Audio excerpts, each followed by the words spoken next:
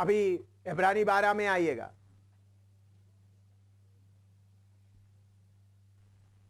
उसका 6 से पढ़िएगा दोबारा। क्योंकि प्रभु जिससे प्रेम करता है, प्रभु जिसे प्रेम करता है उसकी ताड़ना भी करता है, ताड़ना भी करता है, और जिसे पुत्र बना लेता है, पुत्र बना लेता है, उसको कोड़े भी लगाता है। कोड़े भी लगाता है। तुम दुख को ताड़ना समझकर सह लो। हाँ, दुख को क्या करना? ताड़ना करके सह लो। हम लोग क्या बोलते हैं? शैतान आ गया, प्रभु मुझे बचा लो। नहीं भाई, आपको प्रभु कहां रखा है? इधर देखे, परमेश्वर प्रभु यीशु मसीह के हाथ में रखा है, उसके अलावा पिता के हाथ में रखा है, प्रभु के पंगों के नीचे आपको संभाला है, आपको आपके चारों तरफ प्रभु ने अपना लहू का बाड़ा लगाया हुआ है, स्वर्गदूत भी है। तो आपको जो कुछ होता है शैतान का हमला नहीं, परमेश्वर के आज्ञा के बिना शैतान आपका एक बाल भी छू नहीं सकता। शैतान पूरा बड़ा शैतान लूसीफर अपना सारे फौजी के साथ आएगा तो भी हमारा एक बाल भी छू नहीं सकता। तो प्रभु फिर आपको क्यों कभी कभी मुसीबत आता है, एक्सीडेंट होता है, पाँव जाते समय पत्थर में ठेस लगाते हैं, पाँव लग जाता है, कहीं सीढ़ी में गिर जाता है, कभी कुछ ना कुछ हमेशा होता है। तो क्या है वो? प्रभु ने डंडा चलाया है। क्या है? प्रभु ने डंडा। तो प्रभु से बना, पापा जी आज मैं सीढ़ी से नीचे गिर गया, पापा जी आज मुझे बाल्टी लेकर पानी में जाते हुए नीचे गिर गया, कमर में दर्द हो गया। पापा जी बात क्या है बताओ? ताड़ना को क्या करना? वो ऐसा पिटाई प्रेम का निशान है। प्रभु जिसको प्यार करता है, शैतान बोलेगा देखो प्रभु ने तुमको मार दिया, हाँ मैं प्यारा बेटा इसलिए मुझे लग गया बोलना। शैतान को क्या बोलना है? शैतान बोलता प्रभु ने तुमको लगा दिया ना, हाँ लगा दिया, तुमको मालूम है मैं प्रभु का प्यारा पुत्र है इसलिए लगा दिया। आप ऐसा बोलते हैं, मगर शैतान बोलेगा इनको सच्चाई मालूम है इसलिए डर के मारे भाग जाएगा। तो प्रभु जिसको प्यार करता है उसको क्या मिलेगा? हम क्या सोचते हैं प्रभु ने मुझसे गुस्सा कर दिया इसलिए मार दिया। नहीं, प्रभु आपको कोई मार नहीं पड़ रहा है। समझना कहीं ना कहीं मैं प्रभु से दूर हो गया है। जो प्रभु के नजदीक में चलता है जरूर मार पड़ेगा। तो मार पड़ना दुख किसका निशान है? प्यार का निशान। लिखो, मार पड़ना या दुख प्यार का निशान है। और जल्दी लिखो।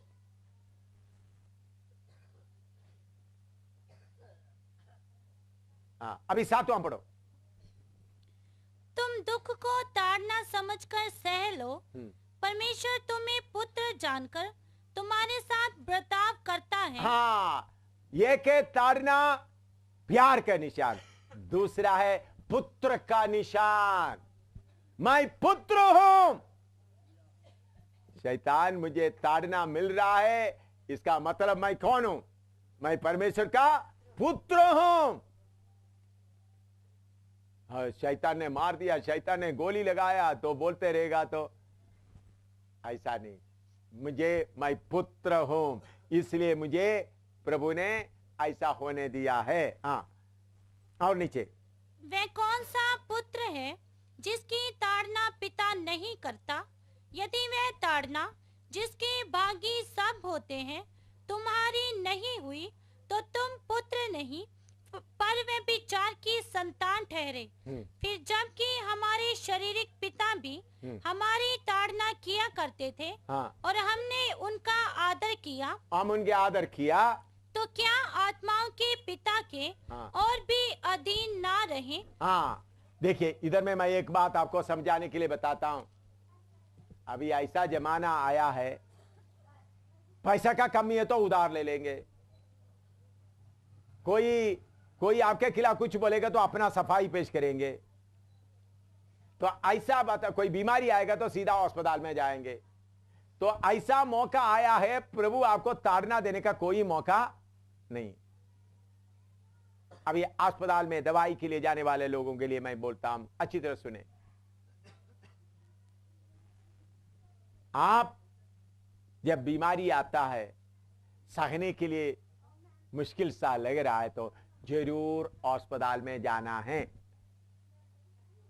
लेकिन अस्पताल में जाने के बाद प्रार्थना करते हुए, प्रभु इस बार का बीमारी में मुझे जितना फसल चाहिए उतना फसल नहीं मिला, अगले बार मुझे फसल दे करके प्रार्थना करना है।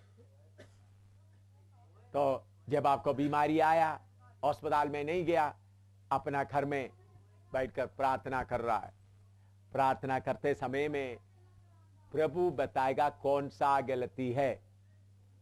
उदाहरण के तौर पर मैं अपने बारे में बताता हूं। मैं बाइबल क्लास आपको ले रहा है, तो बाइबल क्लास लेने के लिए इधर आने का समय में मेरा कान में बहुत बड़ा दर्द शुरू हो गया। दोपहर को बहुत बड़ा दर्द शुरू हो गया। मैं प्रार्थना कर रहा हूं, दर्द ठीक नहीं हो रहा है, और बाकी लोग आकर प्रार्थना कर रहे हैं, शैतान को ढांढ रहा है, दूर नहीं हो रहा है, दर्द ज्यादा हो रहा है। 6 बजने के लिए थोड़ा सा समय, 6 बजे इधर सफर शुरू है, तब एक सिस्टर आकर बोलते हैं एक छोटा सा इंजेक्शन इधर लगाएंगे तो क्या हो जाएगा, दर्द दूर हो जाएगा, या एक पेन किलर खा लो, या दर्द को हटाने वाला पेन किलर खा लो तो दर्द ठीक हो जाए। मैंने यीशु के नाम से पेन किलर खा लिया, हालेलुया। इधर आकर बड़ा प्रचार करके चले गया। तो क्या हो गया, प्रभु ने मुझे छोटा सा सजा देकर देख लिया, मैं क्या करूं, उसके ऊपर जय पाए। लेकिन मैंने क्या कर दिया, छोटा रास्ता अपनाया, तो पेन किलर भी नहीं लिया। मैं इधर आकर विंसेंट को बोलता है, विंसेंट और प्रमोद को बोलते, देखो भाई मुझे कान में बहुत दर्द है, मेरे से आज प्रचार नहीं हो सकेगा। मैं कमरे में गया, रात भर पूरा दर्द, आधी रात भी दर्द, बहुत नींद नहीं आ रहे। तो प्रभु क्या है क्या है, तब प्रभु बोलेगा तुम चुगली सुनते हो,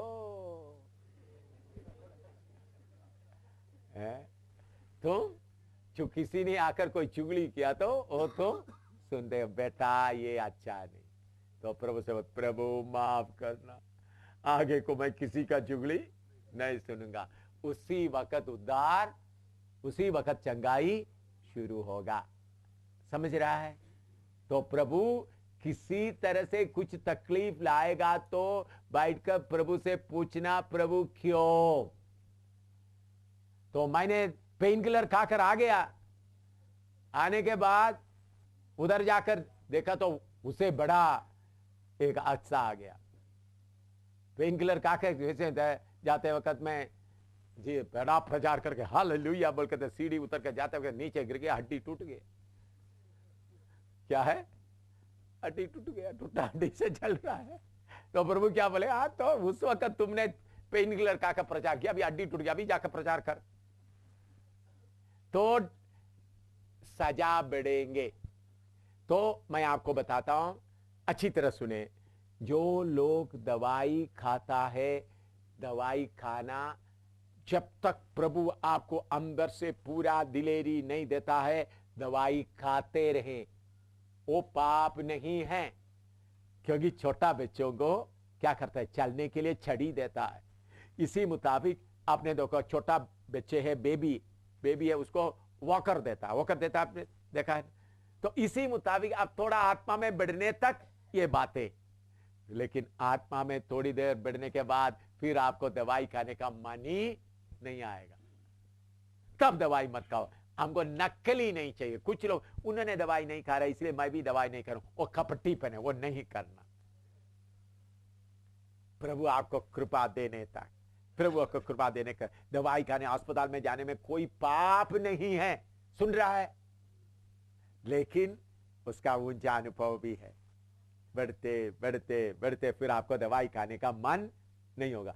तब तक आप, मैंने देखिए कोई दवाई खाने वाले को मैं नीचे नहीं देखता हूं, मैं उनके लिए असली में जो दवाई खाने वालों के लिए मेरा प्रार्थना ज्यादा होता है। क्यों? प्रभु इनको उदासी ना है। सुना, अच्छी तरह सुनना, दवाई खाने वालों के लिए, बीमारी के लिए मैं क्या करता हूं? ज्यादा प्रार्थना करता हूं, प्रभु उदास ना हो, उनको और सिखाए।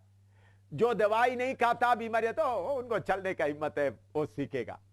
ऐसा सोचकर उनके लिए कम प्रार्थना करते हैं। बात समझ में आया? आप कितने लोग ये बात समझ में आया? या अगर आप ये मेरे अंदर की बात नहीं समझेगा तो आप सोचेगा और दवाई खाने वालों को पास्टर जी छोड़ दिया है। दवाई ना खाने वालों के लिए स्पेशल प्रार्थना। मेरे भाई, मेरा सीधा उल्टा है। मैं क्यों? दवाई ना खाने वालों के बारे में मैं क्या सोचता हूं, उनको थोड़ा हिम्मत मिल गया है, उनको सीखने तो वो चल सकता है। लेकिन जो बच्चे दवाई खाता है, मेरा बच्चा, मेरा भाई बहन बढ़ना है, पर वो गिर ना जाए, पर उदास ना हो जाए, उनके लिए रोकर प्रार्थना। आपको मालूम है, कोई दवाई खरीद कर आता, मैं दवाई के ऊपर भी प्रार्थना करके देता हूं। मैं खुद अस्पताल में नहीं जाता हूं, लेकिन क्यों? वो लोग क्या करें, आत्मा में क्या हो जाए, बढ़ जाए। ये बात आपको कितने लोग ये बात समझ में आया? ये अगर ये नहीं है तो आत्मिक घमंड आ जाएगा। क्या आ जाएगा? आत्मिक घमंड। आत्मिक घमंड से नहीं, एक एक एक एक एक एक बढ़ते बढ़ते बढ़ते आगे जाना। जो दवाई नहीं खाता है, हालेलुया, आगे बढ़ो, प्रभु ने आपको शक्ति दिया, प्रार्थना करो। फिर दवाई खाते वक्त तो रोता रहेगा तो हम जबरदस्ती आपको क्या करेंगे? कुछ लोग दवाई नहीं खाते, हाय हाय मैं दवाई भी नहीं खाता, हाय हाय। मैं बोलूंगा लाओ, स्ट्रेचर ले आओ, ऑटो ले आओ, पकड़ो, ले जाओ उसको अंदर। मैं भी खुद पीछे चले जाऊंगा, पर डॉक्टर को बोलेंगे इधर इनके लगा कर रख तो इधर ही, क्योंकि हमको नकली कुछ नहीं चाहिए। प्रभु कृपा दे रहा है। दर्द बहुत है, तकलीफ बहुत है। मैंने इस वक्त जाकर अमनी से पूछा, अमनी बहुत पेट में दर्द है, टेलीफोन से पूछा, उधर जाके बाद क्या दवाई चाहना? नहीं नहीं नहीं, अभी नहीं, अभी नहीं चाहिए। मैंने बोला नहीं चाहिए तो मैं भेज दूंगा। नहीं नहीं नहीं नहीं नहीं, मुझे खड़ा रहने दो, प्रार्थना कर।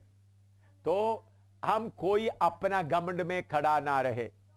तो दवाई खाने वाला भी बोला, प्रभु आप मुझे मारने के लिए पकड़ा है, दर्द ज्यादा है, इसलिए मैं दवाई खा लिया है, प्रभु कृपा देना। असली टेस्ट, अगला टेस्ट में मैं क्या हो जाऊं? खड़ा हो जाऊं। तो प्रभु जिसको प्यार करता है उसको क्या करता है? ताड़ना देता है। जो पुत्र है उसको क्या देता है? कोड़े भी लगाते इसको। इसलिए बीमारी आएगा तो शैतान बोलेगा, प्रभु ने तुमको डंडा लगा, हाँ बाप ने मुझे डंडा लगा, तुमको याद रखना मैं पुत्र हूं, मैं तुम्हारे सिर पर बैठने वाला हूं। लिखो इसमें, वे तो अपनी अपनी समझ के अनुसार थोड़े दिनों के लिए ताड़ना करते थे। हाँ, पर वे तो हमारे लाभ के लिए करता है। वे तो हमारा लाभ के लिए करता है कि हम भी उसकी पवित्रता के भागी हो जाएं। हालेलुया। प्रभु हमको क्यों ताड़ना देता है? हम भी उसके समान क्या हो जाएं? पवित्र हो जाएं। तो हर ताड़ना, हर दुख, हर परेशानी हमको क्या करने के लिए? पवित्र करने के लिए है। शैतान तुम्हारा कोई काम नहीं। देखिए प्रभु पागल कुत्ता शैतान को इस्तेमाल करता है। आपको मालूम है कैसा? मैं तो एक आदमी आ जाए, दो लोग आ जाना, प्रभु पागल कुत्ता शैतान को कैसा इस्तेमाल करता है। दो आदमी आ जाए, मैं थोड़ा सा बताता हूं ताकि आपको मालूम हो जाए। ये विश्वासी है, ये प्रभु का दास है, ये पागल कुत्ता शैतान कौन है?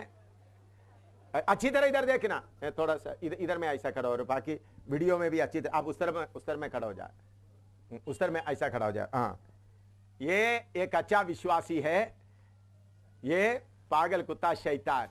प्रभु इनका बाड़ा हटाकर शैतान को लेके आता है, इतना बांध करके लेके आएगा। देखना, अच्छी तरह देखना, बांध कर लेके आएगा। थोड़ा सा क्या करना, अंगुली छूना, बस। कैसा प्रभु करेगा समझ में आया? कितने लोगों को शैतान को लेके आते वक्त इतना बांध करके लेके आएगा, बस जिधर छूना है उधर ही छू सकता है। कितने लोगों को समझ में आया? कितने लोग अच्छी तरह समझ में आया? ये पागल कुत्ता शैतान को खुला जाकर हमला करो, ऐसा नहीं।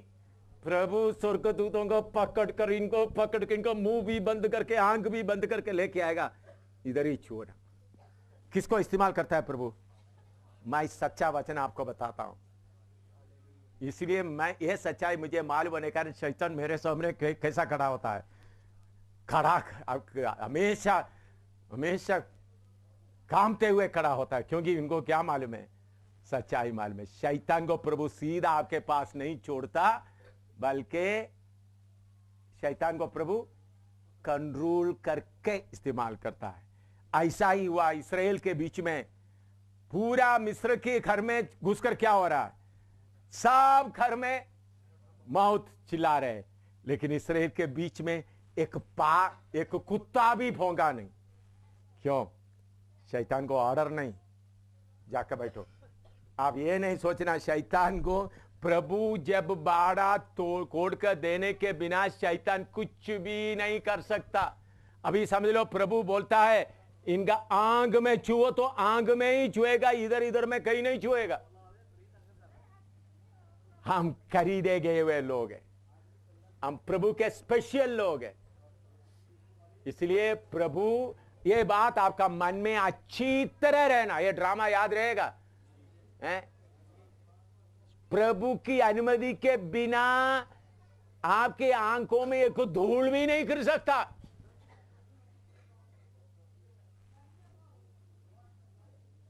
आपको मालूम है जब जाम का लड़ाई चल रहा था इधर में 1971 में, तो उस वक्त मैं कैप्टन कोर ऑफ इंजीनियर्स में कैप्टन था। तो इधर में हम आगे बढ़ रहे थे चांप में, पुल के आगे, जो चांप का पुल हमने ही थोड़ा उधर, तो हमारे ऑफिसर में इसके पीछे से पाकिस्तान आए थे। तो मैं एक जीप लेकर के कुछ टैंक, जो मिलिट्री का जो टैंक है, जो दिखाने वाला टैंक, असली टैंक नहीं, ऐसा रूप बनाकर 10-12 गाड़ी लेकर जा रहे थे। मैं खुद जीप चलाकर जा रहा था। तो मैं खुद जीप चलाकर आगे जा रहा था, मेरे पीछे 10-12 खानवाई गाड़ी में था। वो जाकर उधर में ऐसा था, वो भी आपको बताता हूं, अच्छा बात आपको सुनने के लिए। पाकिस्तान उधर से अपना टैंक में से आ रहा है। हम लोग बहुत इंजीनियर लोगों को ऑर्डर दे दिया, नकली टैंक बना दो। हम लोग बहुत रात वेल्डिंग करके क्या हो जाए, ये स्टील फ्रेम बनाकर तारपालिन वगैरह लगाकर क्या करते, दूर से देखने से कैसा लगेगा, हवाई जगह से देखने से कैसा लगेगा, टैंक है, उसका गन वगैरह बनाया हमने। रात में पूरा गन बनाया, तो वो एक जगह में लगा, तो चाहे पाकिस्तान को उधर से देखते हुए मालूम हो जाए इधर से टैंक है। हम असली में हमला किधर से कर रहा है? दूसरा जगह से कर रहा है। तो इसलिए ऐसा शैतान पाकिस्तान को धोखा देने के लिए क्या कर दिया, बहुत टैंक बनाया। तो मैंने बोला, तो कौन? मैंने बोला मैं पहले जीप ले जाता हूं। मेरे पीछे 10-12 गाड़ी था। इसके पीछे मेरे पीछे कैप्टन डिंगरा था। वो डर के मारे उनको जीप चलाना नहीं आता था। मैं तो ओपन जीप में खुशी से चला रहा था। और लड़ाई के समय में हम जीप कवर करके नहीं जाता, जीप का ऊपर का भी पूरा लेकर के ऐसा चलाता। मैं खुशी से, मैं अकेला चल के जा रहा था। तो दूसरा मेरे पीछे दूसरा, उसके बाद मैं 10-12 गाड़ी लेके गया, कम से कम 20-22 टैंक लेकर लगा दिया। असली टैंक नहीं, नकली टैंक गाड़ी में लोड करके लेकर रख करके आ गया, रख करके। तो मेरे पीछे कैप्टन डिग्गिरा आ गया। वो डर के मारे गाड़ी चलाने के लिए उनको हिम्मत नहीं, तो उनके साथ एक ड्राइवर था। तो ड्राइवर है, तो पाकिस्तान क्या कर दिया, उनको छाती में गोली लगाया, उधर ही गिर पड़ा। तो मालूम हो गया कैप्टन डिग्गिरा को मार दिया, गिर पड़ा। तो उनको बॉडी लेने के लिए कौन जाएगा? मैंने बोला, प्रभु ने बोला तुम जाओ।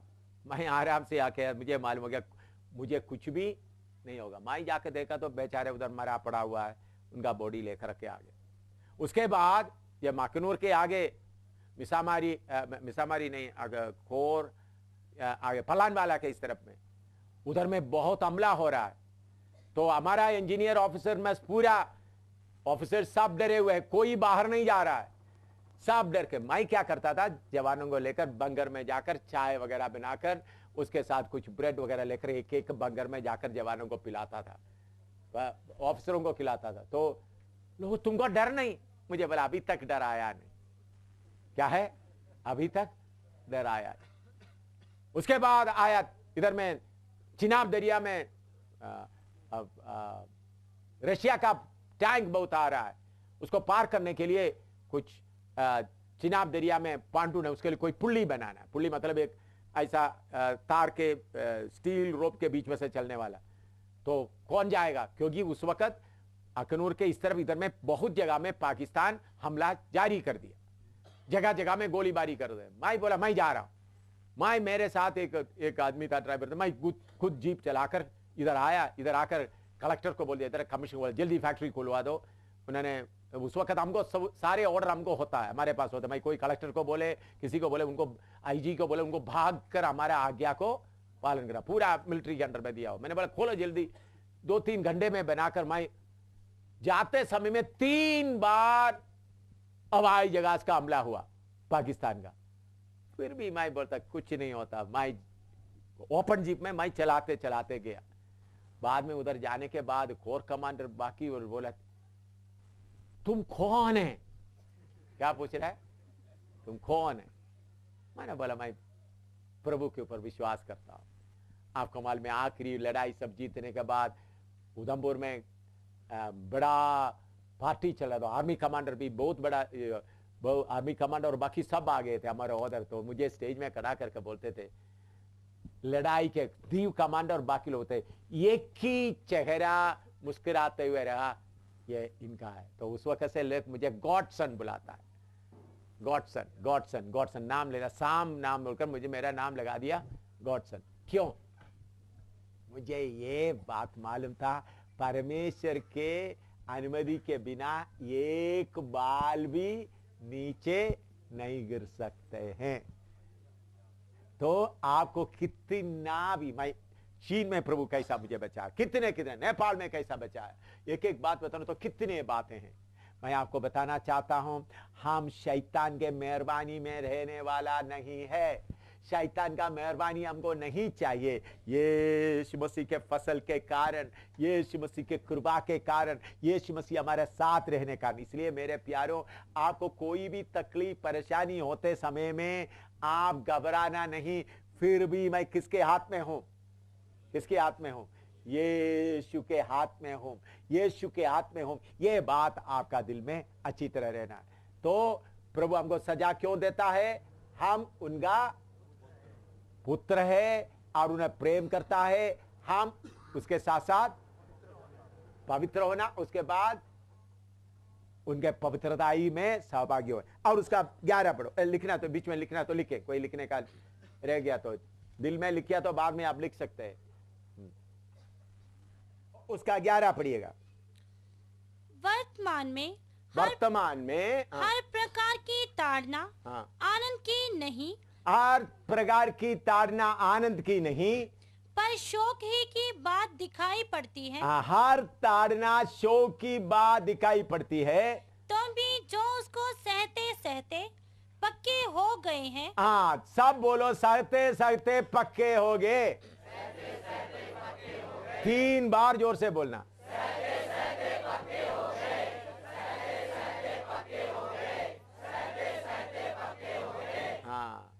भाई पक्का होना तो क्या करना पड़ेगा? सहना। सहते सहते पक्के हो गए। सहते सहते पक्के हो गए। बोलो। बाद में उनमें चैन के साथ धर्म का प्रतिफल मिलता है। हालेलुया। सहते सहते पक्के हो गया तो उनको मालूम है ये तकलीफ कोई आशीष लेकर आया है। मैं आपको बताता हूं, मेरे जीवन में एक्सीडेंट हुआ, लोगों ने पिटाई किया, बहुत कुछ हुआ, लेकिन हर तकलीफ कुछ ना कुछ अच्छी बातें लेके आए। कुछ बात क्या है? मेरा कुत्ते के स्वभाव ले गया। कभी कभी मेरे अंदर कुत्ते के स्वभाव, शायद आप लोगों के अंदर कोई कुत्ते के स्वभाव नहीं है, तो मेरे अंदर कुत्ते का स्वभाव बहुत था। कुत्ते क्या है? उल्टी किया चीज को दोबारा गाते, मैं प्रभु के सामने समर्पण कर, प्रभु मैं नहीं करूंगा, बाद में फिर कुत्ते की तरह दोबारा करेंगे। तो फिर मैंने अपने आप को बोलने शुरू किया, कुत्ता कुत्ता सामुएल, कुत्ता सामुएल, कुत्ता है। शीशा में देखकर मैं क्या बोलता है, कुत्ता सामुएल, मिस्टर कुत्ते। मैं कितने बार मैं अपने आप को शीशे में देखकर मैं बोलता है मिस्टर कुत्ते। जो गलती मैं प्रभु के सामने करने के बाद फिर दोबारा हो गया तो मैं अपने आप का महा बड़ा मुस्कुराने वाला मिस्टर कुत्ता। कितने बार मैं अपने आप को बोला मिस्टर कुत्ता। ऐसा बोलते बोलते बोलते तकलीफ बाद एक बार प्रभु ने मेरे अंदर से कुत्ते को निकाल कर ले गए। अभी कुत्ता नहीं हूं मैं, ठीक है।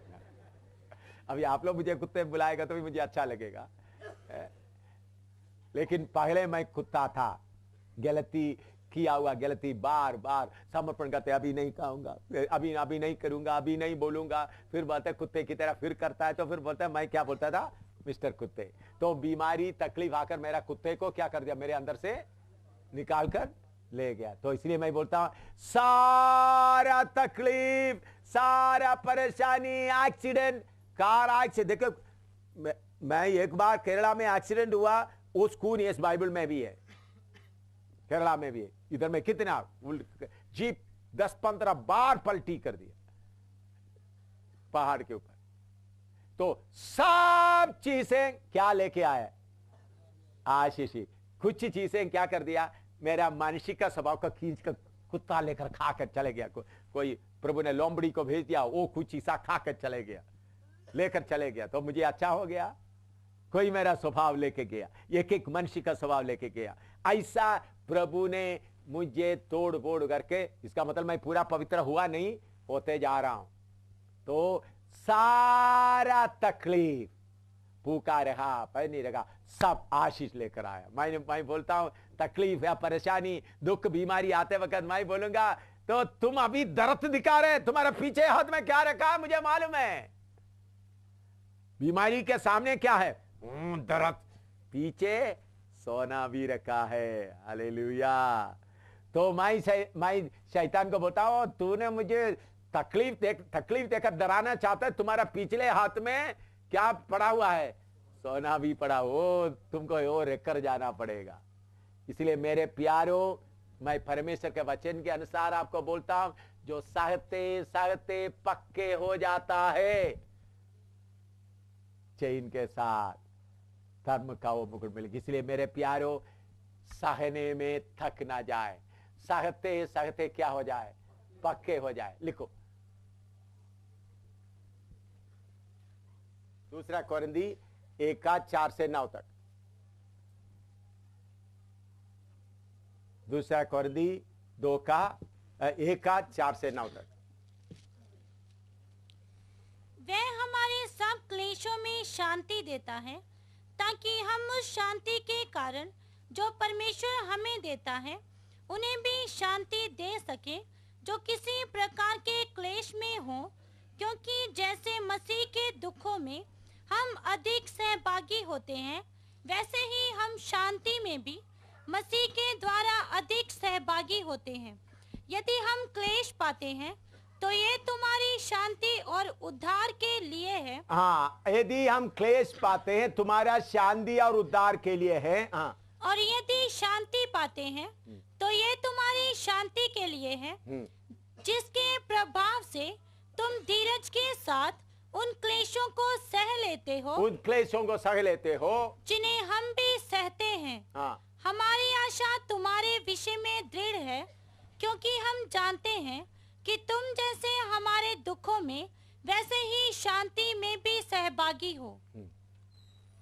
आगे आगे पढ़ो। हे भाइयों, हम नहीं चाहते कि तुम हमारे उस क्लेश से अनजान रहो जो आसिया में हम पर पड़ा। हम ऐसे भारी बोझ से दब गए थे जो हमारी सामर्थ्य से बाहर था, यहाँ तक कि हम जीवन से भी हाथ धो बैठे थे। जीवन से भी हाथ धो बैठे थे, वरन हमने अपने मन में समझ लिया था हाँ, कि हम पर मृत्यु की आज्ञा हो चुकी है, ताकि हम अपना भरोसा ना रखें, हम अपना भरोसा ना रखें, वरन परमेश्वर का जो मरे हुओं को जिलाता है। हाँ, देखिए बहुत बार आपको बीमारी या कष्ट या परेशानी आएगा दूसरों को तसल्ली देने के लिए। अभी समझ लो एक सेवक फूका रहा है, रोटी नहीं फूका रहा है, एक गरीब विश्वासी के घर में गए, गरीब विश्वासी के घर में गए, उधर भी फूका रह रहा है। तो उन्होंने बोलेगा भाई चिंता मत करो, प्रभु तुमको संभालेगा। लेकिन जिस पास्टर ने फूका हालत नहीं अनुभव किया, गरीब विश्वासी के घर में गया, उधर में नौकरी नहीं, उन लोग पूरा फूका रहते, उन्हें बोलेगा तुम दशवां हिस्सा दे दिया था, क्या बोलेगा? तुम दशवां हिस्सा दिया। तो पास्टर अंडा मछली खाकर पेट भरा हुआ है, वो बोलेगा मेरा प्रभु कभी भूखा होने नहीं देता, तुम तो दशवां हिस्सा नहीं दिया, पैसा नहीं दिया, इसलिए तुमको, इसलिए आज समर्पण करो।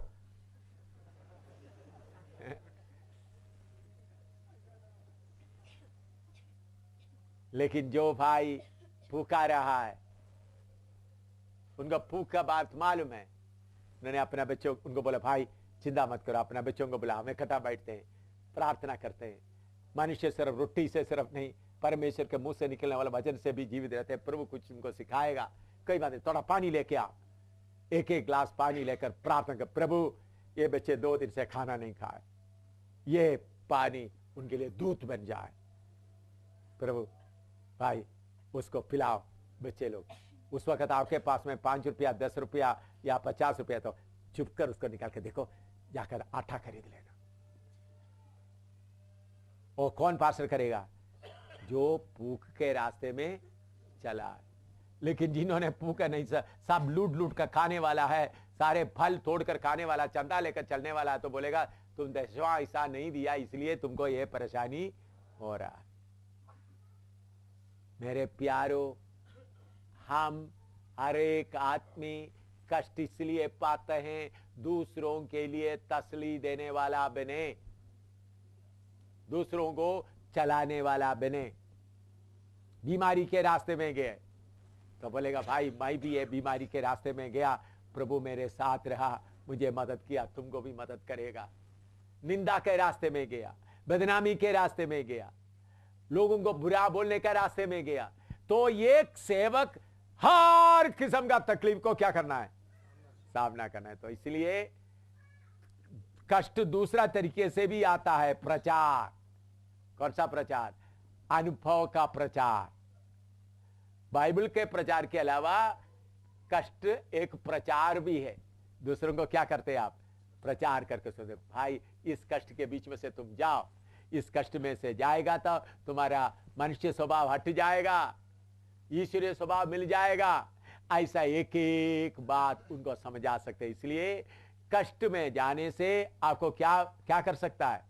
दूसरों को आप तसल्ली दे सकता है। लिखो, पौलुस बोलते हैं हम अपने ऊपर भरोसा ना रखें। कभी कष्ट क्या होगा? बहुत कठिन होगा। हम अपने ऊपर भरोसा ना रखें। अभी एक वचन आओ, कोलोसी 1:24, कोलोसी 1:24, कोलोसियंस 1:24, कोलोसियंस 1:24, कोलोसी 1:24। अब मैं उन दुखों के कारण आनंद करता हूँ, उन दुखों के कारण आनंद करता हूँ जो तुम्हारे लिए उठाता हूँ, तुम्हारे लिए उठाता हूँ, और मसीह के क्लेशों की घटी, मसीह के क्लेशों का घटी उसकी देह के लिए, उसकी देह के लिए, अर्थात कलीसिया के लिए, कलीसिया के लिए अपने शरीर में पूरी करता हूँ। हालेलुया। पौलुस बोलता है मैं आपके लिए दुख उठा रहा हूं, इसलिए मैं खुश होता हूं। क्यों?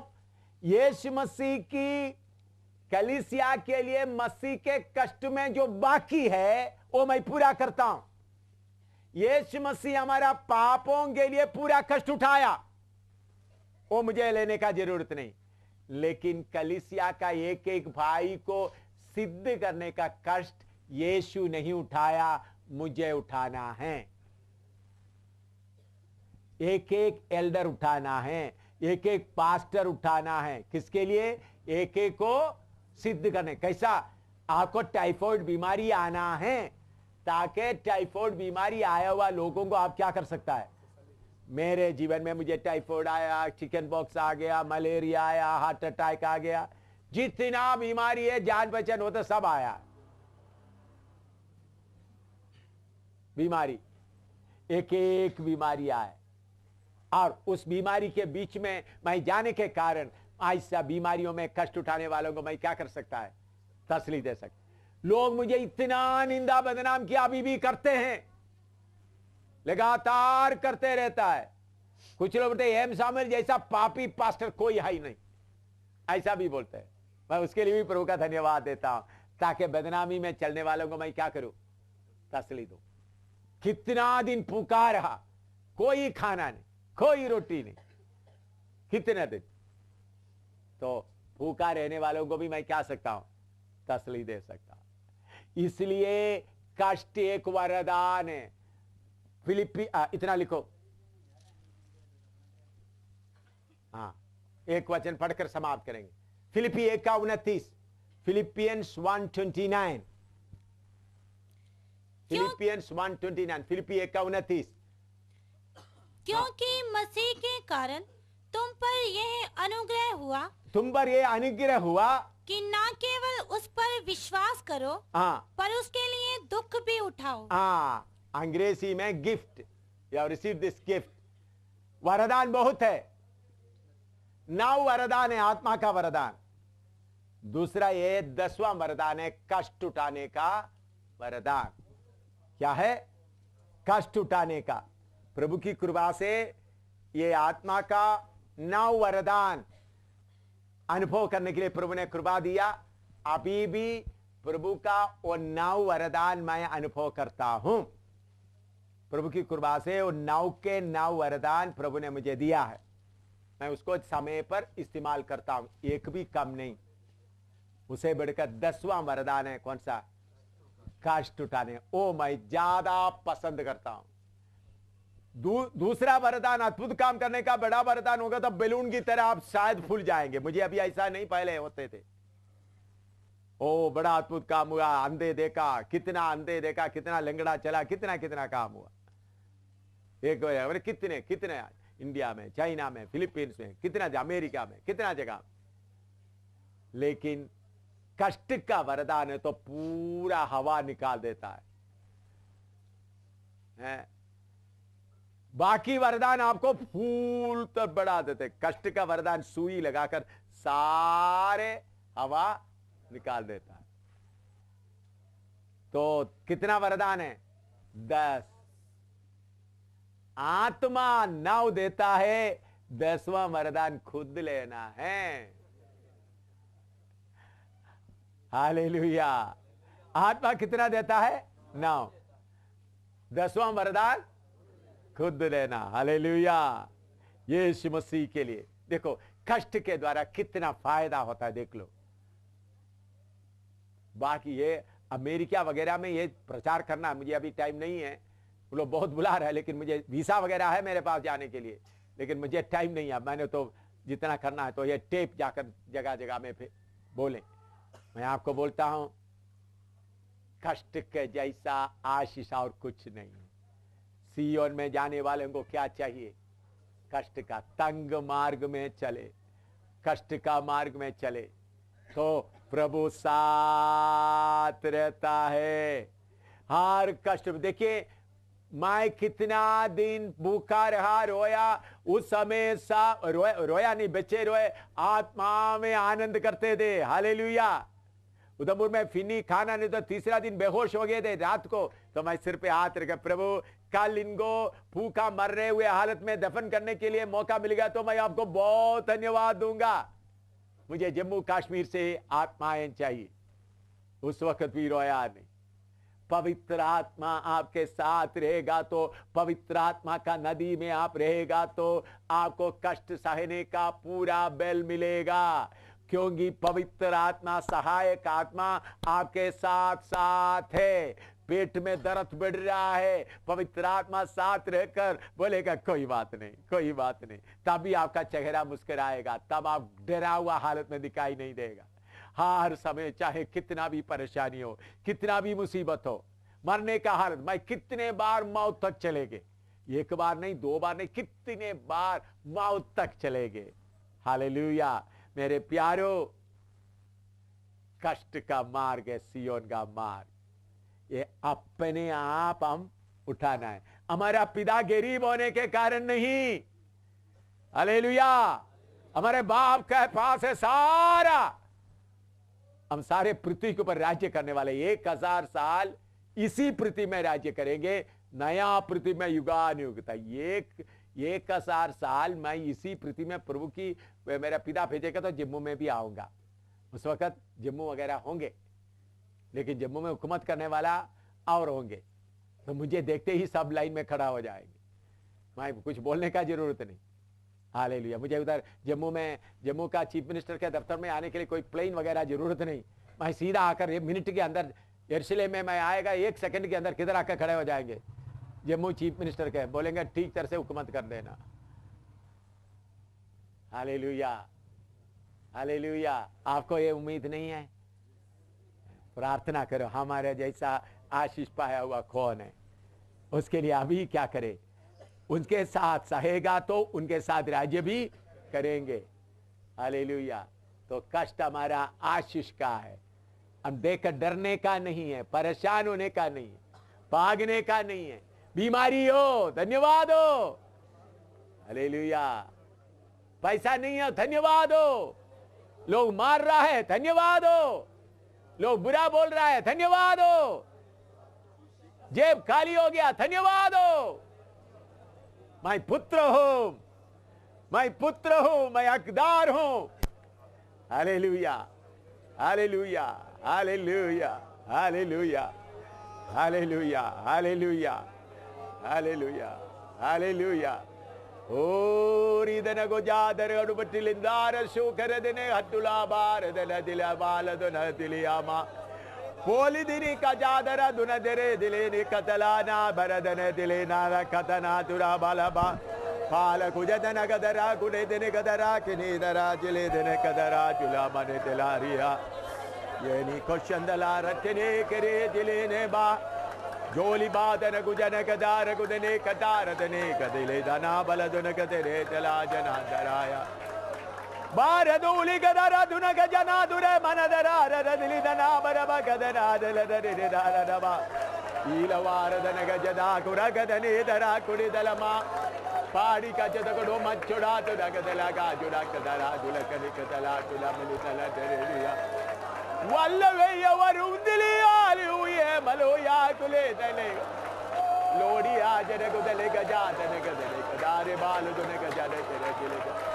तो के ने परप को जनक तोरो कोटी गरे गजा दे दने क दुरा पिने क तेरा तुला दने तेरे दिले दरमा पत्तना कुदक निक जंबर कुदक री तले दिने गजा तेरे क दिले क ना बात ने क दिले। 178 गीत गाएंगे हे अथो लोग, उसमें से सब गाने का जरूरत नहीं। 178 178 आग में तुझे आज ना लगेगी, बाढ़ ना डुबाएगी, आग के बीच में साथ है यीशु, झील पर भी चला हो। अंधेरी घाटी में चलते समय, हाँ वो गाएंगे। 178 178 आग में तुझे आज ना लगेगी, बाढ़ ना डुबाएगी, आग के बीच में साथ है झील पर भी चला है वो।